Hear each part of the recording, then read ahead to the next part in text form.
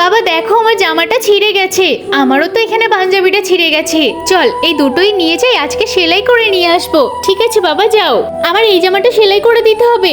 বোন এই জামাটা আর এই পাঞ্জাবিটা সেলাই করাবো। ঠিক আছে, এই দুটো সেলাই করতে 180 টাকা লাগবে। কি 180? বোন আমার কাছে তো 10 টাকা আছে, এটা দিয়ে সেলাই করিয়ে দাও। আরে তোমার কি মনে হয় আমি এখানে সমাজ সেবা করার জন্য বসে আছি? যাও তো এখান থেকে, যত সব ফকিররা এখানে আসে। আচ্ছা আমার জামাটা সেলাই করে দাও। আরে মাঠে তো অনেকগুলো কাজ আছে ভাই, একটু দাঁড়াও। যদি তুমি আমার জমির কাজগুলো করে দিতে পারো তাহলে ফ্রিতেই জামা সেলাই করে দেব। ঠিক আছে বোন, আমি তোমার সমস্ত কাজ করে দেব। কি করব?